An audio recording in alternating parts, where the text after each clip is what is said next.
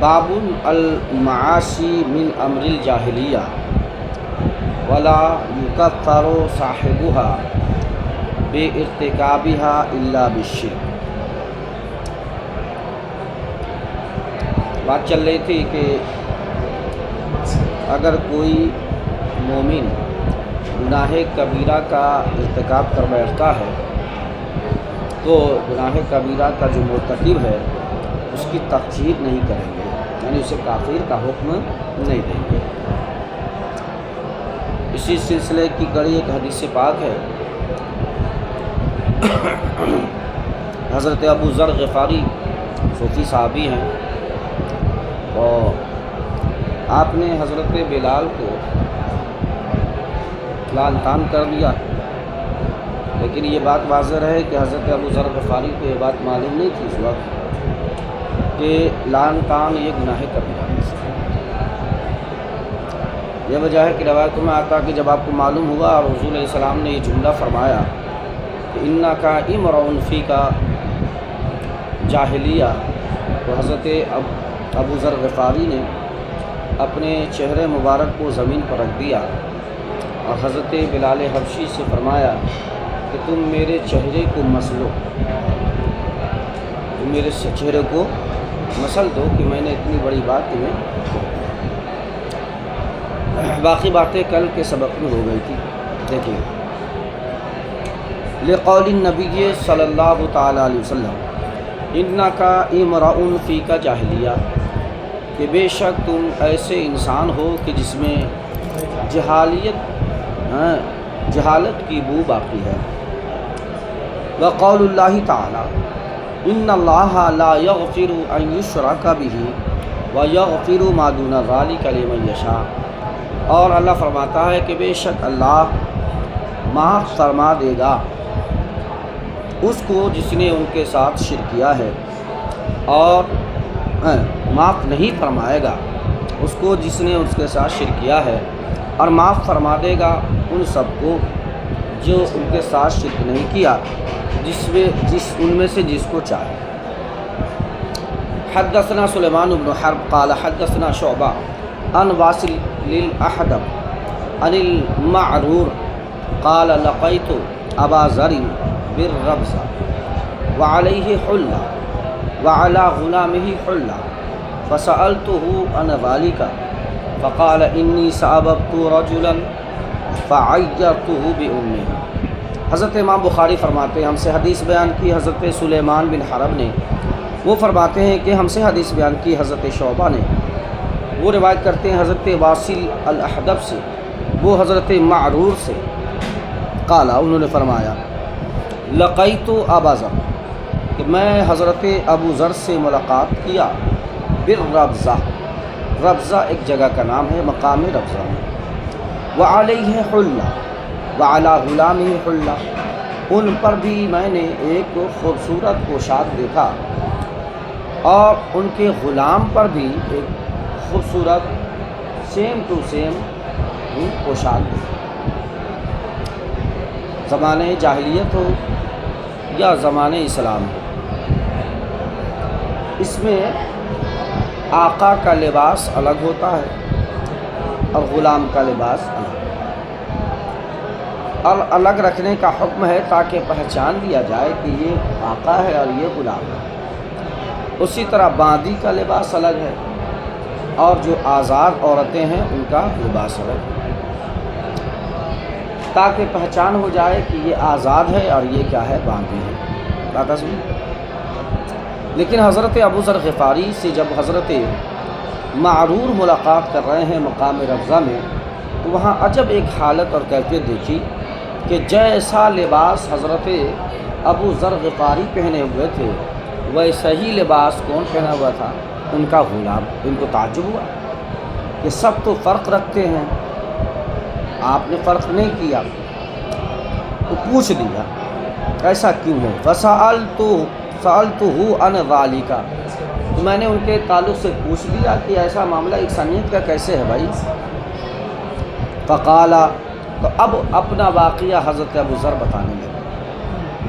حضرت ابو ذر نے فرمایا انی سأببت رجلا، کہ میں نے ایک شخص کو گالی دے دی تھی، لعن طعن کر دیا تھا۔ اچھا، رجلن سے مراد حضرت بلال ہیں۔ کون ہے؟ حضرت بلال۔ فعیرتہ بأمہ، تو میں نے ان کے ماں پر عار دلا دی۔ کیا کہا؟ یا ابن السودا، کیا کہہ دیا تھا؟ یا ابن السودا، ٹھیک ہے۔ فقال علی النبی صلی اللہ تعالی علیہ وسلم یا ابا ذر، تو حضور علیہ السلام نے مجھ سے فرمایا اے ابو ذر، عیرتہ بأمہ، کہ کیا تم نے ان کے ماں کے ذریعے عار دلائی ہے؟ انکا امرؤن فیکا جاہلیہ، تو تم کیا وہ انسان ہو جس میں جہالت اب بھی باقی ہے؟ بات ہے سمجھ؟ اخوانکم خولکم، خول سے مراد غلام ہے، چونکہ حضرت بلال غلام تھے، حضور علیہ السلام کے واسطے سے حضرت ابوبکر نے خریدا تھا اور خرید کر کے حضرت بلال کو آزاد کر دیا تھا، لیکن لوگ عام تصور میں تو غلام ہی سمجھتے تھے۔ تو حضور علیہ السلام نے فرمایا اخوانکم خولکم، کہ تمہارے جو غلام ہیں وہ تمہارے بھائی ہیں، تمہارے جو غلام ہیں وہ تمہارے بھائی ہیں، اور جب تمہارے بھائی ہوئے تو ان کی ماں تیری ماں ہوئی، ان کی ماں تیری ماں ہوئی، اور جب تم اس کی ماں کو گالی دو گے تو گویا تم اپنی ماں کو گالی دیے، اور کوئی بھی پڑھا لکھا انسان، باشعور عقلمند انسان اپنی ماں کو گالی نہیں دے، جو گالی دے گا گویا اس میں جہالت، یا حضور کا اشارہ ہو ایام جہالت کی طرف، کہ زمانے جاہلیت میں لوگ گالی گلوچ کو برا سمجھتے نہیں تھے، تو کب حضور نے فرمایا کہ تمہارے اندر وہ زمانے جاہلیت والی جہالت ابھی باقی ہے، یعنی اس وہ والی عادت باقی ہے، یعنی تو دو مفہوم ہے۔ جعلہم اللہ تحت ایدیکم، یہ تمہارے غلام تمہارے بھائی ہیں، اللہ رب العزت نے انہیں تمہارے ہاتھوں کے نیچے رکھا ہے، مطلب تمہارے ماتحت رکھا ہے۔ یہ بھی تو ہو سکتا تھا کہ اللہ اسے پلٹ دیتا، تم ان کے ماتحت ہوتے، تو اللہ رب العزت کا احسان مانو کہ اللہ نے انہیں تمہارے ہاتھ کے نیچے رکھا ہے، یعنی تمہارے ماتحت رکھا ہے، تو اب اس کی شکر گزاری کا معاملہ یہ ہے کہ اپنے ماتحتوں کے ساتھ نرمی برتو، کیوں؟ اس لیے کہ وہ تمہارے بھائی۔ اچھا، اخوانکم جو فرمایا تو یہاں اخوانکم فی الدین مراد ہے، کون مراد ہے؟ اخوانکم فی الدین، یہ تمہارے دینی بھائی ہوئے، کون ہوئے؟ جیسے کہ اللہ نے فرمایا ایک جگہ انما المؤمنون اخوہ، مومن تو سب آپس میں بھائی بھائی ہیں۔ اسی طرح حضور علیہ السلام نے فرمایا کہ المؤمنون کلہ کالمشک، ایک جگہ کا اسنان المشک، کہ جتنے مومن ہیں سب آپس میں کنگھی کے دندانے کی طرح ہے۔ کس کی طرح؟ کنگھی کے دندانے کی طرح۔ دندانہ سمجھتے ہیں؟ کنگھی کا ٹوٹ، اگر اس میں سے ایک دو ٹوٹ جائے پھر وہ کنگھی لائق عمل نہیں ہے۔ یا اسی طرح اگر تم اپنے بھائیوں میں سے کسی بھائیوں کو کمزور کرو گے یا اسے کمزور سمجھو گے تو سمجھو کہ تم کامل مومن نہیں رہ پاؤ گے۔ فمن کان اخوہ تحت یدہ فلیطعمہ مما یأکل، تو کہا کہ جن کے پاس غلام ہو، ہم نے سیدھا ترجمہ کر دیا، جن کے پاس غلام ہو تو وہ کھائے، وہ انہیں کھلائے جو وہ کھاتا ہے، یعنی کھانے میں یکسانیت ہو۔ وَلْيُلْبِسْهُ مِمَّا يَلْبَسُ، اور اسے وہی پہنائے جو وہ پہنتا ہے۔ وَلَا تُكَلِّفُوهُمْ مَا يَغْلِبُهُمْ، اور جس کی وہ طاقت نہیں رکھتے آپ انہیں ایسے کام کی تکلیف نہ دو۔ یعنی غلام ہے تو اس کا کیا مطلب ہر کام اس سے لے لو گے؟ نہیں، جس کام کو کرنے کی طاقت ہے وہی کام آپ اس سے لو۔ لیکن ٹھیک ہے کوئی کام بھاری آ جاتا ہے تو اب کیا حضور نے فرمایا فَإِن كَلَّفْتُمُوهُمْ فَأَعْيِنُوهُمْ، اگر تم انہیں بھاری بھرکم کام کا حکم بھی دے دو تو تم ساتھ میں لگ جاؤ، یعنی تم ساتھ میں ان کی مدد کرو، ٹھیک ہے نا۔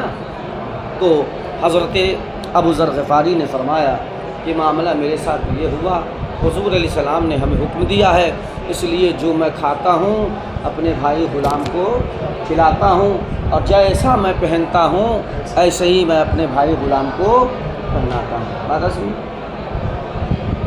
اس حدیث پاک سے 3 باتیں معلوم ہوں۔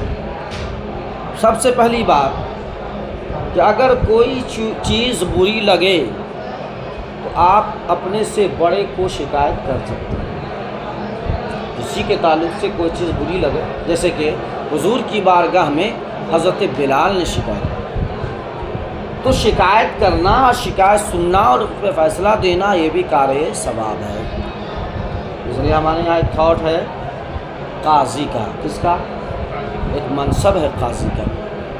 یہ یہاں کے قاضی سے وہ والے نہیں، ہاں نکاح والے قاضی نہیں، مراد وہ قاضی جو چیف آف جسٹس ہوتا ہے، جو جج ہوتا ہے، جو سارے دینی دنیاوی معاملات کا فیصلہ کرتا ہے، اور اگر جج جو ہے فیصلہ کرنے میں حق بجانب ہے تو اگر حق فیصلہ کیا ہے تو اللہ اس سے ثواب عطا کرتا ہے، اور اگر وہ ناحق فیصلہ کیا تو اللہ اسے سزا دیتا ہے، یعنی اسے گناہ دیتا ہے۔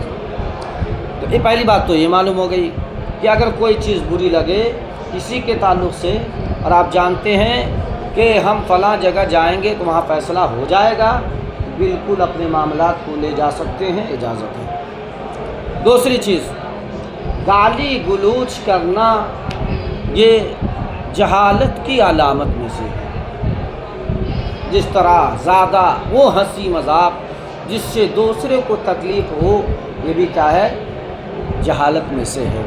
حضرت موسیٰ علیہ السلام نے کہا تھا نا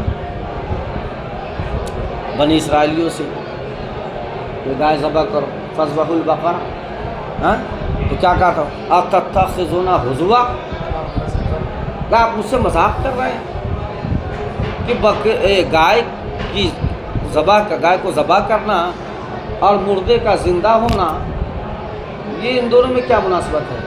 آپ تو لگتا ہے کہ مذاق ہی کر رہے ہو۔ جیسے کوئی کہا کہ بھائی چائے پلا دے تو اس کو کہا تھوڑا ناچ کے دکھا دے، دونوں میں کوئی مناسبت نہیں ہے، پتہ ہی سمجھ۔ اسی طرح ایک کو مارنا اس کا تعلق دوسرے کے زندہ ہونے سے کیسے ہے؟ دونوں کا تضاد ہے۔ حالانکہ کیا تھا، اگر وہ جان لیتے کہ یہ اللہ کا حکم ہے تو چھوٹ رہا، لیکن بنی اسرائیل تو ایسی قومی تھی، کثرت سوال کی فطرت تھی اس کو۔ حضور علیہ السلام نے ایک موقع سے فرمایا تھا کہ بنی اسرائیل کثرت سوال کے بنیاد پر ہلاک کر دی گئی، ایسی عادت اپنے میں نہ ڈالو۔ کثرت سوال سے مراد ناحق سوال جس میں فضول وقت خرچی ہو اور اس کا حاصل کچھ نکل ہو۔ تو دوسری چیز یہ معلوم ہو گئی کہ اگر کوئی بندہ کیا بولے گالی گلوچ کرتا ہے تو وہ بھی کیا ہے؟ زمانے جاہلیت میں سے کوئی معاملہ اس کے اندر ہے۔ اچھا، تیسری چیز یہ ہے کہ سارے مومن آپس میں کیا ہے؟ بھائی بھائی، سارے مومن آپس میں بھائی بھائی۔ ہاں، مومن کے آپس میں درجات و مقامات اور حیثیت ہیں، اس میں کوئی شک نہیں ہے۔ اللہ رب العزت نے خود فرمایا کہ ہم نے بعض لوگوں کو دولت دی ہے، بعض کو نہیں دی ہے، یہ بھی کیا ہے؟ آزمائش کے لیے، امتحان کے لیے، ٹھیک ہے نا؟ ہم نے بعض کو بہت دولت دے دی ہے اور بعض کو بہت کم دیا، ٹھیک ہے، یہ بھی آزمائش کے لیے۔ ہر چیز میں درجات ہیں، تو یہ درجات بھی امتحان کے لیے، کس کے لیے؟ تاکہ امیر کو اللہ جانچ لے کہ دولت رب کی راہ میں خرچ کرتا ہے کہ نہیں، اور غریب کو جانچ لے کہ غریب جس کو اللہ نے جتنا دیا ہے اتنے پہ صبر کر سکتا ہے کہ نہیں۔ بات سمجھنا؟ تو دونوں کی جانچ اور پرکھ کے لیے 3 چیزیں اس سے معلوم ہیں۔ اب آگے چلتے ہیں، چونکہ کفر پہ تو بات ہم کل کر چکے ہیں کہ کفر کی 4 قسمیں ہیں۔ آگے چلتے ہیں، کل یہ حدیث ہو گئی تھی، اب آگے ہے نہیں، باب ظلم دون ظلم، یہی ہے نا، حدیث تو مکمل ہو گئی۔ یہ باب ہے کہ ظلم، ایک ظلم دوسرے ظلم سے ادنا ہے، کمتر ہے۔ یہ دونا، کمتر اور ادنا کے معنی میں ظلم کہتے کسے؟ وضع الشیء فی غیر محلہ کو ظلم کرنا، کسی بھی چیز کو غیر محل میں ڈال دینا. جیسے یہ اوغلدان ہے تو یہ تھوکنے کے لیے واضح نے بنایا.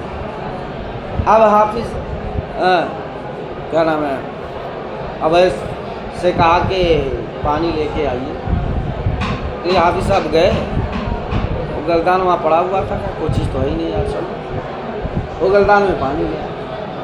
یہ ظلم ہے. کیوں؟ اس لیے کہ شے کو غیر محل میں ڈال کے لائے. پانی کا محل گلاس ہے، جگ ہے، لوٹا ہے، بالٹی میں بھی لا کے چل جاتا، نہیں سمجھے؟ لیکن انہوں نے کس میں لا؟ یہ غیر محل ہے، یہ ظلم ہے. اسی طرح کسی اب پرائی عورت سے زنا کرنا، یہ بھی کیا ہے؟ محل اس کی اپنی بیوی ہے، غیر محل میں اس نے کیا کیا، کام کیا ہے، تو کیا ہے؟ ظلم. تو سارے بڑے گناہ یہ سب کیا ہیں؟ ظلم ہے. اور جب سارے بڑے گناہ ظلم ہے تو یہ تو بندوں کا حق ہے، بندوں کی طرف نسبت کرو. اللہ کے تعلق سے اگر اللہ رب العزت کی ذات و صفات جس چیز کا تقاضا کرتی ہے اس کے خلاف چلیں گے تو کتنا بڑا کا ظلم ہوگا. اور سب سے بڑا ظلم کون ہے؟ سب سے بڑا ظلم. تو صحابہ سب کو کیا سمجھتے تھے؟ ظلم سمجھتے تھے. اب اللہ رب العزت نے آیت کریمہ نازل فرما دی. کون سی؟ سورہ انعام کی آیت کریمہ ہے، آیت نمبر 82 ہے. اللہ نے فرمایا الذین آمنوا ولم یلبسوا ایمانہم بظلم، کہ وہ لوگ جو ایمان لے آئے اور وہ اپنے ایمان کو ظلم کے ساتھ التباس نہیں کرتے ہیں، ظلم کے ساتھ التباس نہیں کرتے ہیں. تو اب صحابہ پریشان ہو گئے کہ ہم میں کا کون شخص ہے جو گناہ نہیں کر چکے. ظلم سے مراد صحابہ کیا سمجھتے تھے؟ ہر گناہ کو. تو اب صحابہ پریشان ہو گئے کہ کوئی بندہ تو ایسا ہی نہیں جو گناہ نہ کر رہا ہو. ہاں گناہ صغیرہ کبیرہ، کبیرہ الگ ہے، صغیرہ تو کر ہی سکتا ہے. اور بہت سارے صحابی ہیں جو گناہ جو معلوم ان کو اب تک نہیں تھا تو گناہ کبیرہ میں بولو. اچھا جو معلوم نہ ہو تو اللہ معاف کر دے، لیکن شرط یہ ہے کہ وجہ اور سبب جو ہے حقیقی ہو. نہیں سمجھے کہ نہیں واقعی ان تک یہ بات نہیں پہنچی کہ یہ بات کیا ہے، گناہ کبیرہ میں سے بری ہے. برا ہونا الگ چیز ہے، لیکن گناہ کبیرہ ہونا، بے شک ہر بری چیز گناہ کبیرہ ہے. جو بھی گناہ کبیرہ ہے سب کیا ہے؟ بری چیز. لیکن ہر بری چیز گناہ کبیرہ نہیں ہے. کبھی صغیرہ بھی تو ہے، کبھی خلاف اولا بھی تو ہے، نہیں سمجھے؟ تو اب صحابہ پریشان ہو گئے، حضور کی بارگاہ میں گئے. حضور علیہ السلام سے پوچھا حضور ہم میں سے تو کوئی بھی شخص ایسا نہیں ہے جو اپنے ایمان کو گناہ سے بچا لے، اپنے ایمان کو گناہ سے بچا لے. تو حضور علیہ السلام نے فرمایا کہ تم جو سمجھ رہے ہو وہ مراد نہیں ہے، اور جو مراد ہے وہ ذکر نہیں ہے. جو تم سمجھ رہے ہو وہ مراد نہیں ہے، اور جو مراد ہے وہ ذکر نہیں ہے. کیا ہے؟ کہا پھر اللہ نے نازل فرما دی کیا؟ ان الشرک لظلم عظیم. تم کیا سمجھ رہے ہو؟ بے شک سارے گناہ ظلم ہے، اس میں کوئی شک نہیں ہے. لیکن اللہ کی مراد یہاں ایمان کے بعد جو ظلم ہے اس سے مراد شرک اور کفر ہے. اس سے مراد کیا ہے؟ شرک اور کفر ہے. ٹھیک ہے، اب کر لیتے ہیں ہم لوگ ترجمہ اس حدیث سے پاک. اچھا ظلم سے مراد سمجھ لے گئے ہے نہیں؟ ظلم سے مراد کیا ہے؟ ظلم سے مراد شرک ہے. یہاں پہ ظلم سے مراد کیا ہے؟ دیکھیں بسم اللہ الرحمن الرحیم. اچھا ایک چیز اور ہم کو سمجھانا تھا، وہاں پہ حال لکھا ہوا ہے تحویل سند، تو ہم بتا تھوڑے ایک دو جملے میں بتا دیں. حدثنا ابو الولید قال حدثنا شعبہ. اب یہاں سے حال لکھا ہے تو اس سے مراد تحویل سند ہے. کیا مراد ہے؟ یعنی اب ایک سند تو انہوں نے حدثنا ابو الولید اور قال حدثنا ہے، اس کے بعد شعبہ ہے. تو اب یہاں سے دوسری روایت ہے، دوسری سند روایت تو ایک ہی ہے، سند دوسری ہے، اور ان کی بھی سند جو ہے نا یہ حضرت شعبہ تک پہنچے گی. کہاں تک پہنچے گی؟ حضرت شعبہ تک. اور شعبہ کے بعد جو آ رہے ہیں نا راوی وہ سب سیم ہو جائیں گے. نہیں سمجھے؟ جیسے مثال کے طور پر مجھ سے انہوں نے حدیث سنی، ٹھیک ہے، انہوں نے سنایا ان کو، انہوں نے سنایا ان کو، ٹھیک ہے. اور ایک آپ ہیں ڈائریکٹ مجھ سے سنے اور ڈائریکٹ سنا دیے ان کو. ان کے بیچ میں 2 واسطہ ہو گیا اور ان کے بیچ میں میرے تک ایک ہی واسطہ ہو گیا، سمجھے؟ نہیں مضبوط تو نہیں، مضبوطی کی بات نہیں۔ تو اب یہ راگ امام بخاری لا کر سمجھانا یہ چاہ رہے ہیں کہ ایسا نہیں ہے کہ امام شعبہ سے صرف میں نے ہی سنا ہے، میں نے ان سے جو مطلب میں جن سے سنا ہوں تو وہ لوگ 2 ہیں امام شعبہ تک پہنچنے میں، اور میں نے جو سنا ہے تو میرے بعد جو ہے وہ ایک ہی ہے جو امام شعبہ تک پہنچے، تو اس کو کہتے ہیں تحویل سند، اور یہ مضبوطی کے نام، کس کے علامت ہے؟ مضبوطی کے نام۔ دیکھیں امام بخاری فرماتے ہیں ہم سے حدیث بیان کی ابو الولید نے، وہ فرماتے ہیں کہ ہم سے حدیث بیان کی امام شعبہ نے۔ دیکھیں بیچ میں کیا ہے، امام بخاری کے بیچ میں، امام بخاری امام شعبہ کے بیچ میں صرف ایک راوی ہے۔ اب آگے چلیے، اب تحویل سند ہے۔ قال وحدثنی، ہم سے بیان کی، حدیث بیان کی کس نے؟ بشر نے، اور وہ فرمایا کہ ہم سے حدیث بیان کی امام محمد نے، اور وہ روایت کرتے کس سے؟ حضرت امام شعبہ سے۔ دیکھیے ان کے امام بخاری اور حضرت امام شعبہ کے درمیان جو ہے نا وہ 2 راوی ہیں، یعنی حضرت بشر اور حضرت محمد، ٹھیک ہے؟ اب وہ دونوں سندیں پہنچ رہی ہیں کہاں تک؟ حضرت سلیمان تک۔ کہاں تک؟ حضرت سلیمان سے روایت کرتے ہیں، وہ حضرت ابراہیم سے روایت کرتے ہیں، وہ حضرت علقمہ سے روایت کرتے ہیں، وہ حضرت عبداللہ ابن مسعود سے۔ کس سے؟ ہاں نہیں، تو آپ میں ذکر ہے کیا مسعود؟ ہاں میرے خیال سے اس کے حساب سے وہی فائدہ مند ہے نہیں، تو اس میں ذکر ہے، لیکن جہاں حضرت عبداللہ آتا ہے تو وہاں شک ہو جاتا ہے کہ حضرت عبداللہ ابن عباس تو نہیں ہے، نہیں سمجھے؟ لیکن اکثر جگہ پہ حضرت عبداللہ ابن مسعود مراد۔ قال لما نزلت الذین آمنوا ولم یلبسوا ایمانہم بظلم، کہ جب اللہ رب العزت نے اس آیت کریمہ کو نازل فرمایا، ترجمہ ہم نے کر دیا ہے، قال اصحاب رسول اللہ، تو رسول کریم صلی اللہ علیہ وسلم کے اصحاب نے فرمایا، اینا لم یظلم یا رسول اللہ، اللہ کے رسول ہم میں کا کون شخص ہے جو گناہ نہیں کرتا ہے؟ چونکہ ظلم سے مراد گناہ سمجھا انہوں نے، کون ہے جو ظلم نہیں کرتا ہے؟ فانزل اللہ، تو اللہ رب العزت نے اس آیت کریمہ کو نازل فرمائی، ان الشرک لظلم عظیم، کہ بے شک شرک بہت بڑا ظلم ہے، بہت بڑا ظلم ہے۔ ٹائم ہے تو آگے چلیں، 1-2 حدیث پاک اور ہے، چلیں۔ باب علامت المنافق، یہ باب ہے منافق کی علامت کے بیان میں۔ اچھا اس سے پہلے ہم لوگوں نے پڑھا ہے کہ منافق کی علامت 3 ہے، اور پھر وہیں پہ ہم نے مومن کی علامت پڑھا کہ جو ایمان کی حلاوت وہ شخص پالے گا جس کے اندر 3 خصلتیں ہیں، ٹھیک ہے نا؟ پتہ ہے اس میں؟ تو اب یہاں پر منافق کی علامت بتا رہے ہیں۔ منافق 2 طرح کا ہوتا ہے، نفاق 2 طرح، ایک نفاق فی العقیدہ ہے، ایک نفاق فی العمل ہے۔ نفاق فی العقیدہ یہ ہے کہ زبان سے اقرار کرے، دل سے تصدیق، ساری چیزیں ظاہری طور سے کرے، نہیں سمجھے، دکھاوے کے لیے، اور دل میں تصدیق نہ ہو چیزوں، وہ چیز صحیح نہیں مانتا۔ جیسے بہت سارے منافقین تھے، جیسے ابی بن عبد، یہ رسول منافقین کہا جاتا ہے، عبداللہ ابن ابی، یہ ایسا بندہ تھا کہ نماز بھی پڑھتا تھا، روزہ بھی رکھتا تھا، ہے نہیں، لیکن اللہ رب العزت نے اس پر آیت کریمہ نازل کی، یعنی مستند منافق تھا، نہیں سمجھے، مستند منافق تھا کہ جس کی سند سرٹیفکیٹ اللہ نے دی تھی۔ کیوں؟ سب کام وہ کرتا تھا لیکن باطن ظاہر کے خلاف تھا، باطن ظاہر کے خلاف تھا۔ وقت ملتا تھا تو میدان جنگ سے بھاگا تھا، اور میدان جنگ سے خود بھاگتا ہی نہیں تھا، کچھ ماننے والے اور صحابہ کرام کو بھی ورغلا کے لے کے چلا جاتا تھا، جیسے کہ جنگ بدر میں، جنگ احد میں اس کا معاملہ ہے۔ تو جس کا باطن ظاہر کے خلاف ہو، جس کا باطن، کیوں؟ اس لیے کہ جب تصدیق نہیں ہے تبھی تو اس کا باطن ظاہر کے خلاف چلنا۔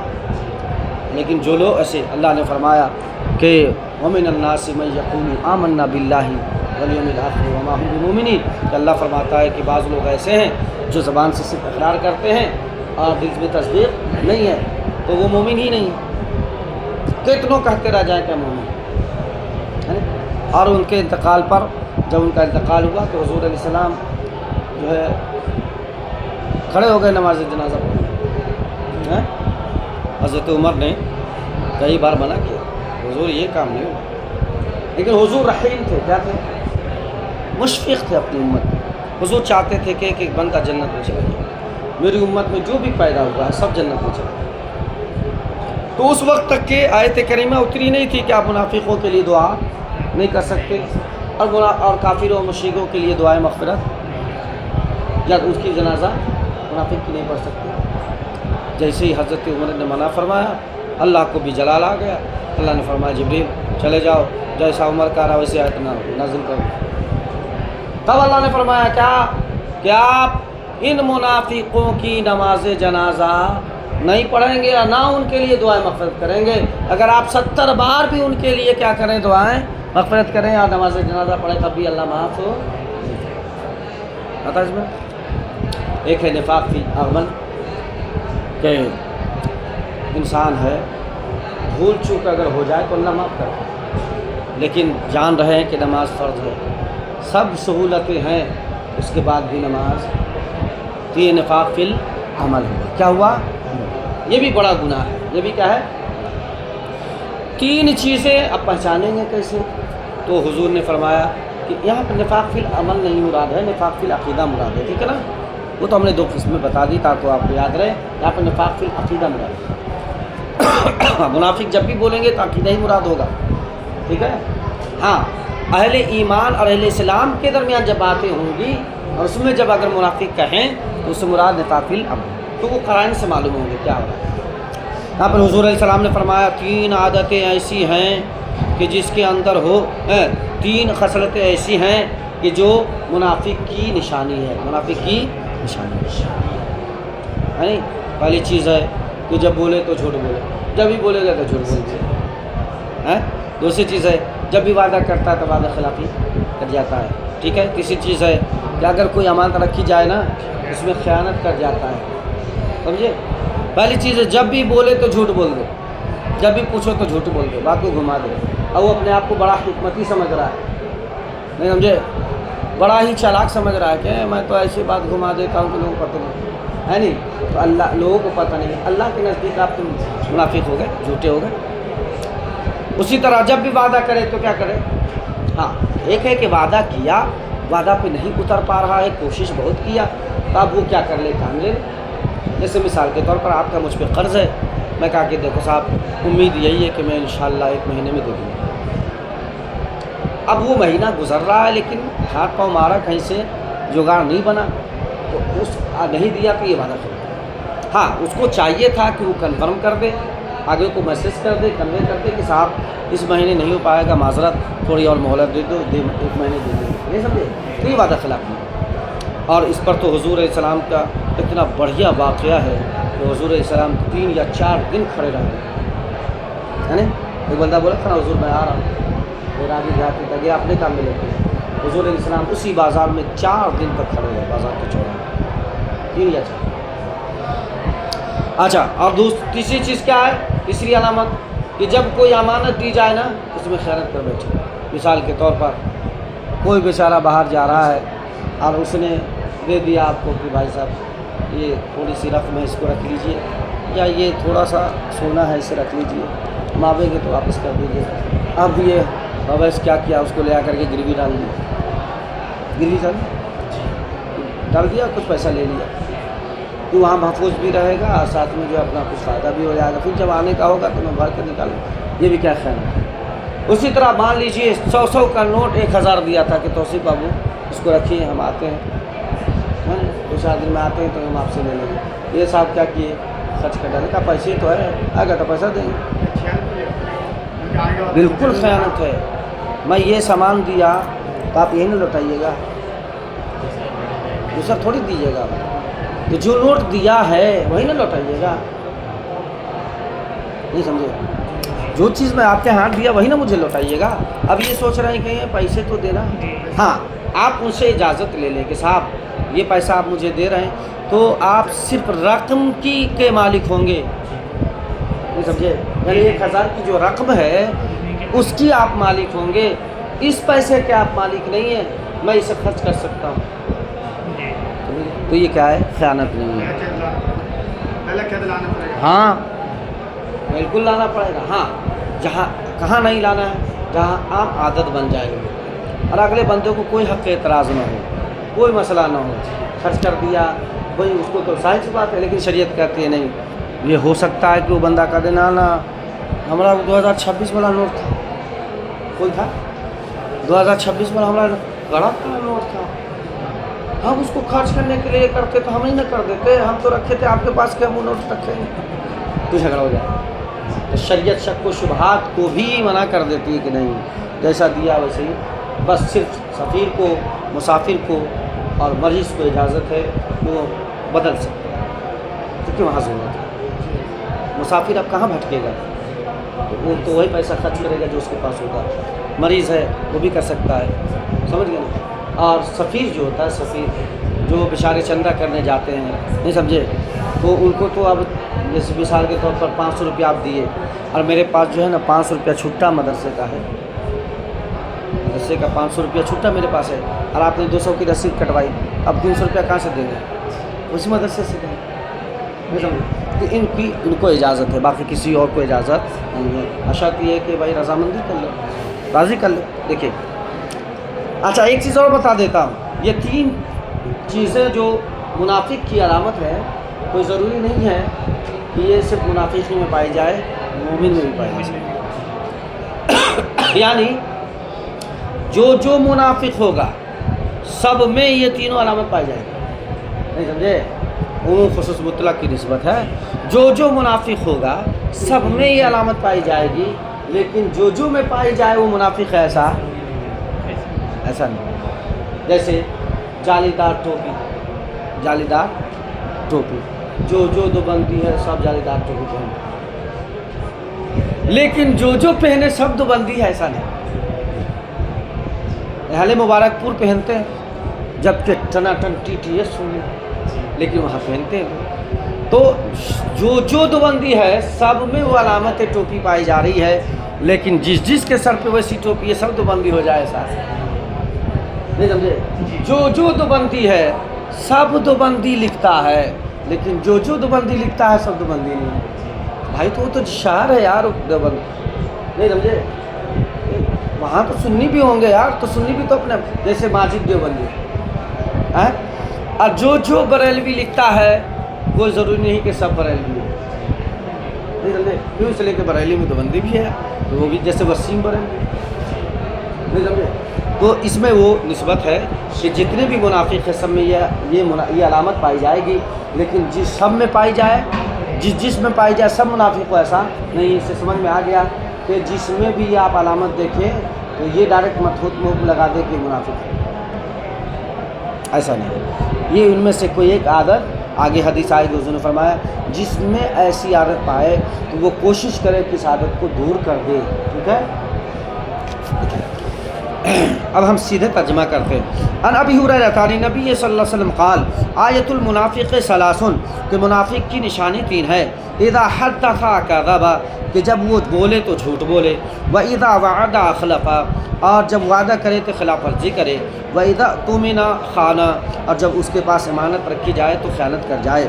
حدثنا قبیصہ ابن عقبہ قال حدثنا سفیان عن الاعمش عن عبد الله بن مرہ عن مسروق عن عبد الله بن عمرو عن النبي صلی اللہ علیہ وسلم قال 40، میں نے پہلے ہی کہہ دیا، حضور علیہ السلام احوال سائل کے مطابق جواب دیتے تھے۔